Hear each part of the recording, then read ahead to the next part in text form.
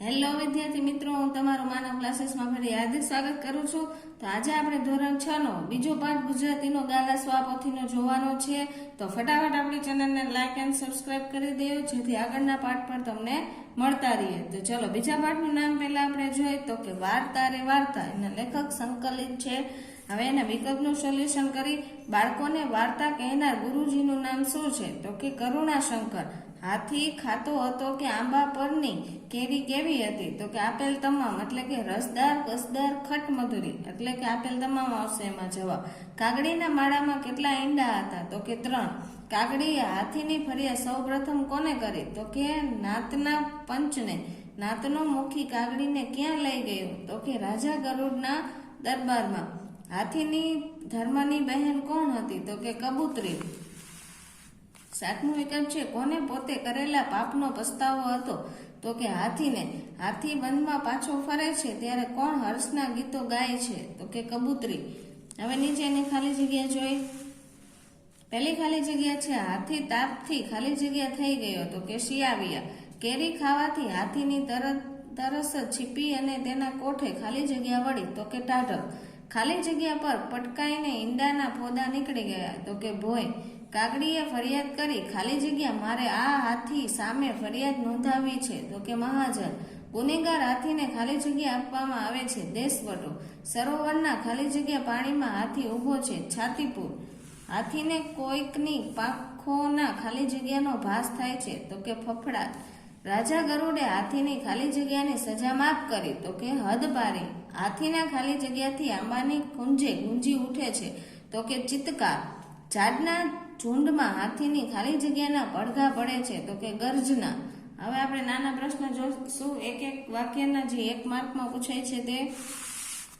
એમાં પહેલો પ્રશ્ન છે ગાઢ જંગલમાં રહેતો હાથી કેવો હતો?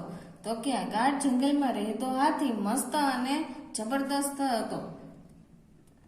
હાથીએ છાયામાં આંખ ઉઘાડી તો શું જોયું? હાથીએ છાયામાં આંખ ઉઘાડી તો તેણે આંબા પર લુંબે ઝુંબે કેરી લચી રહેલી જોઈ. ઈંડા ફૂટતા આંબાની ઘટાના ઊંડાણમાંથી શો જવાબ આવ્યો? તો કે ઈંડા ફૂટતા આંબાની ઘટના ઊંડાણમાંથી એક કંપતો અવાજ આવ્યો. હાથી ભયા તે આ શું કરી નાખ્યું? પછી છે ચોથું.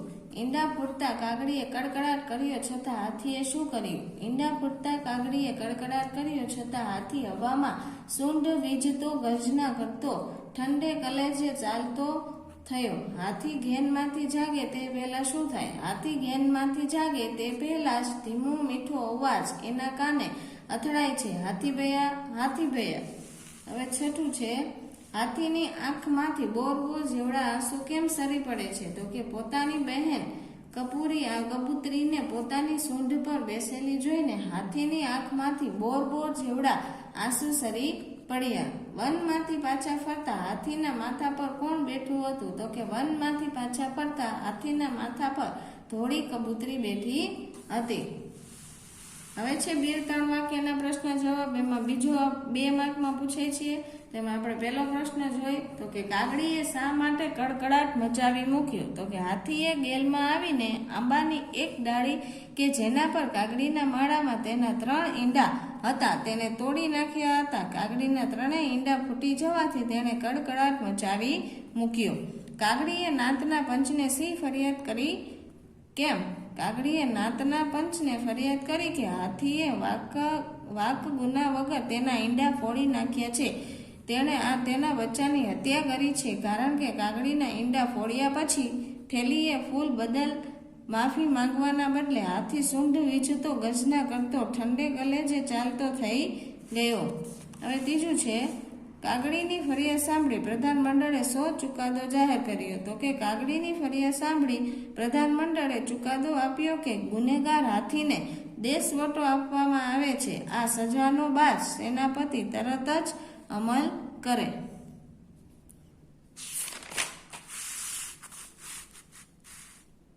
એમાં ચોથો પ્રશ્ન છે ગરુડ રાજાના દરબારનું વર્ણન કરો. તો ગરુડ રાજાના દરબારમાં ગીધની ચોકી છે. ડેલીએ કુકડાના પડઘમ ગાજે છે. મેળીએ બુલબુલની શરણાઈ વાગે છે. ચોકમાં ન્યાયની ધજા ફરકે છે. રાજા ગરુડ રાજા ભરીને બેઠા હોય છે અને તેમાં હંસોનું પ્રધાન મંડળ બિરાજ્યું છે. બાજ સેનાપતિએ જોયું ત્યારે હાથી સરોવરના પાણીમાં શું કરતો હતો? બાજ સેનાપતિએ જોયું ત્યારે હાથી સરોવરના છાતીપુર પાણીમાં ઊભો સૂંઢમાંથી પાણીના ફુવારા ઉડાડી સ્નાન કરતો હતો. ઘડીકમાં કમળ વનમાં ધમસાણ મચાવતો હતો તો ઘડીકમાં ઊંચી સૂંઢ કરી ઘેરા નાદે આનંદનો ચિત્કાર કરતો હતો. છઠ્ઠું છે કબૂતરી હાથીને બચાવવાનો વિચાર આવતા શું કર્યું? તો કબૂતરી હાથીનો બચાવવાનો વિચાર આવતા સવારના પહેલા કિરણની સાથે જ ઉડી નીકળી. તેણે વન વરાવ્યું, ડુંગરની દિવાલ ઓળંગી અને પોતાની હાથી ભૈયાની શોધમાં નીકળી પડી. હવે 7મો પ્રશ્ન જોઈએ આપણે. હાથીએ કબૂતરી તેની ભૂલ વિશે શું કહે છે? હાથીને કબૂતરી તેની ભૂલ વિશે કહે છે, ભૈયા આનંદમાં આવેગમાં તું ભાન ભૂલ્યો, ન કરવાનું કરી બેઠો. તારે મન તો હસવું હતું પણ પેલી બિચારી કાકડીના ઈંડાનો દાણ કરી નીકળી ગયો. હાથીને કઈ વાતનો પસ્તાવો થયો હતો? કેમ? તો કે હાથીને પોતે નિર્દોષ કાકડીના ઈંડા ફોડી નાખીને કરેલા પાયાનો પસ્તાવો થતો હતો, કારણ કે તે આનંદના આવેગમાં આવીને પોતાનું ભાન ભૂલી ગયો હતો અને નિર્દોષ કાકડીના ઈંડા હતા તે ડાળી તોડીને તેના ઈંડા ફોડી નાખ્યા હતા. પછી છે 4-5 વાક્યમાં જે 4 માર્કમાં પણ પૂછાઈ શકે અને 3 માર્કમાં પણ પૂછી શકે. હવે છે પહેલો પ્રશ્ન, એમાં હાથી જે સરોવરમાં હતો તેનું અને તેની આસપાસનું વર્ણન કરો. તો કે હાથી જે સરોવરમાં બેઠો હતો તેનું પાણી હરોળમાં લઈ રહ્યું હતું. ચારે બાજુ વનરાય વિસ્તરી હતી. ઝાડના ઝુંડમાં પક્ષીઓ કલગાન કરી રહ્યા હતા. મોર ગહેકી રહ્યો હતો અને કમળ વનનો મીઠો પવન હૈયામાં હર્ષ ભરી રહ્યો હતો. પછી છે બીજો, પક્ષીઓએ હાથીને હદપાર કેવી રીતે કર્યો? તો કે સરોવરમાં સ્નાન કરી રહેલા હાથી પર બાજ સરદાર તીર વેજે ઘસીને તેની ચાંચનો જોરદાર ઘા મારે છે. હાથી કંઈક સમજે તે પહેલા બાજ ટુકડી તેના પર ચારે બાજુથી હલ્લો કરે છે. ધમ પછાડા કરતો હાથી પાણીમાંથી બહાર નીકળી ખુલ્લા માર્ગે દોડે છે. પછી બચવાનો કોઈ સહારો કે રસ્તો ન હોવાથી વનની હદ પછી આવેલા ડુંગરની આડી દિવાલની ઘાટીમાંથી નીકળી હાથી વેરાનમાં ચાલ્યું જાય છે. પછી ત્રીજો પ્રશ્ન છે, હાથીને દેશવટો મળ્યો તેથી કબૂતરી પર શી અસર થઈ? તો કે હાથીને દેશવટો મળ્યો તેથી કબૂતરી રોજ સવાર સાંજ આંબાની ઘેરી ગટામાંથી દર્દ ભર્યા અવાજે કહેતી, હાથી ભૈયા તને આ શું સૂઝ્યું? હાથીએ કરેલા અપરાધની ગમગીન હતી. તેની હદપારીથી બેજે નથી. તે દરેક પણ મૂંગું કલ્પાન કરતી હતી. કબૂતરી હાથીને શોધવા નીકળી ત્યારે તેણે શું જોયું? તો કે કબૂતરી હાથીને શોધવા નીકળી ત્યારે તેણે ડુંગરની પેલે પાર જતા આકાશમાં ભાગ્યે જ ભટક્યું પક્ષી નજરે પડ્યું.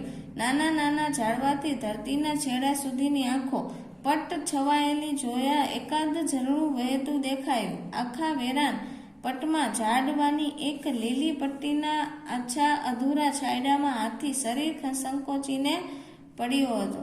હવે 5મું, હાથીને પોતાની ભૂલનો પસ્તાવો છે તે જાણ્યા પછી કબૂતરી તેને શું કહ્યું? તો કે હાથીને પોતાની ભૂલનો પસ્તાવો છે તે જાણ્યા પછી કબૂતરીએ તેને કહ્યું, તારા પાપનો તેને પસ્તાવો થયો છે. એ પસ્તાવામાં તારું અભિમાન ઓગળી ગયું છે. તું માફી માંગવા તૈયાર થયો છે. મારા મનમાં એક વિચાર આવે છે કે હું પક્ષીઓના રાજા ગરુડ પાસે જાઉં અને તારે માટે દયાની યાચના કરું. સાચા દિલનો પસ્તાવો કરનારને માફી મળે જ છે. હવે છે પ્રશ્ન નંબર 6, એમાં આપણે વાક્યના આધારે ક્રમમાં ગોઠવવાના છે. તો જો વાક્યની આગળ મેં તમને ગોઠવી જ આપેલું છે. પહેલું આ રહ્યું એ 3જા નંબરમાં આવશે, પછી આ પહેલું આવશે, પછી બીજું, પછી 5મું, પછી ચોથું. એટલે પહેલું 3જું એટલે કે આ પહેલા આવશે. બરાબર. સેનાપતિએ 12 સૈનિકોની ટુકડી સજ્જ કરી. પછી સરોવરમાં છાતીપુર પાણીમાં હાથી ઊભો છે. પછી આવશે તાપની સિયાવિયા થયેલો હાથી ઘટાદાર આંબા હેઠળ આવીને ઊભો. પછી છે ડુંગરની સાંકડી ઘાટીમાંથી હાથી બહાર નીકળી જાય છે અને હાથી હદ પાર થાય છે. પછી આવશે હર્ષના ગીત ગાતી કબૂતરી હાથીને પહેલા આંબાની વાટે દોરે છે.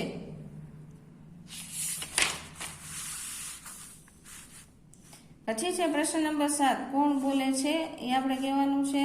તો કે અપરાધી હાથીને રાજ્યમાંથી કાઢી મૂકવામાં આવે છે. રાજા ગરુડ: ભાઈ, તે તો હર્ષમાં ને હર્ષમાં ન કરવાનું કર્યું. કપૂરી કબૂતરી: પંચ પરમેશ્વર હાથીના કૃત્ય સામે મને વાંધો છે. કાગડી: મેં હર્ષના આવેગમાં આવીને જે કૃત્ય કર્યું તેનો મને ખૂબ જ પસ્તાવો છે. હાથી: તું તારા અપરાધની ક્ષમા ઈચ્છે છે એમ હું પક્ષીરાજ ગરુડ પાસે જઈને કહીશ. કપૂરી કબૂતરી.